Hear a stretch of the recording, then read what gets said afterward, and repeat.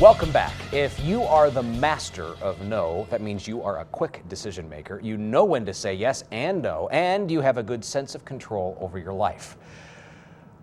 Doesn't exactly describe me either. Jana Kemp has authored and co-authored about a half dozen books in several languages and is an expert meeting facilitator. She joins us today.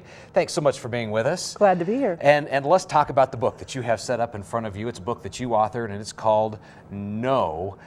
How one simple word. Is it really that simple? I guess that's the question. It's not, and that's because both men and women feel obligated to say yes, particularly if people were raised by family members that made yes the only acceptable answer, as in yes ma'am, yes sir. So the first step in owning the word no is to stop feeling obligated to say yes. And also you talk about this idea of it gets to the heart of being able to make a decision.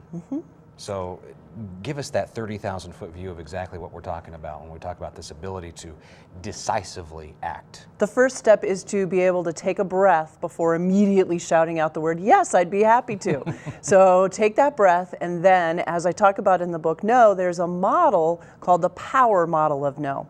The first step as you take that breath is to figure out, what's the purpose of Dale's request? Why is he asking me to do this?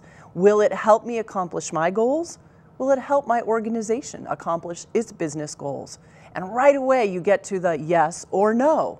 Because if the answer is, gosh, it's a great idea, but no, it doesn't help me or my organization accomplish goals, then I should say no, thanks for thinking of me, and stick to my answer. And not necessarily worry about, I think people want to say yes because they want to be liked.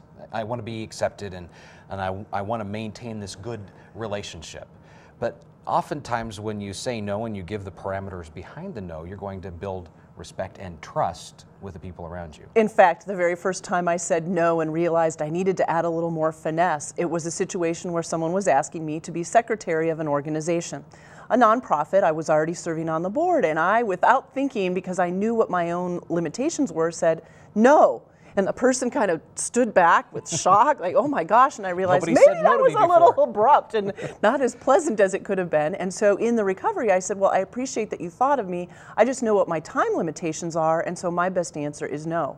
Well, sure enough, he looked at me and said, gosh, I wish I would have learned that skill when I was much younger. Now, in the book also, you talk about ways to practice saying no. Give us some of those steps. The best way is to practice when no one is watching. So even when you're brushing your teeth in the morning and looking in the mirror, practice saying no, and watch how your face and reactions change in the process of brushing your teeth and practicing saying no.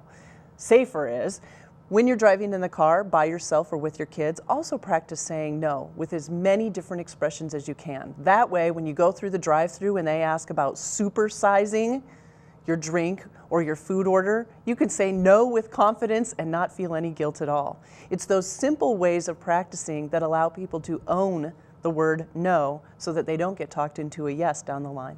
And really keep in mind the level of commitment that you're making. And we always tell folks, if you're going to build trust with somebody, you have to make and keep commitments. Absolutely, because people come to know who will say yes and not get it done, and who says yes and follows through. Absolutely. Jana Kemp, folks want to find the book. They can Amazon. find it. Amazon.com. All of my books are available there. Just Google Jana Kemp. Everything will come up. You also have janakemp.com, the website, yes, where all for the my books business. are detailed as well. All right, Jana, thank you so much, and we'll have you on in future shows talking about some of the other books. Thank you. All right. And, you know, I was having a conversation with the recruiting director for a financial services company. I asked, how's business? The response, we're setting records, posting the best months the company has seen. Why? Well, that answer when we return.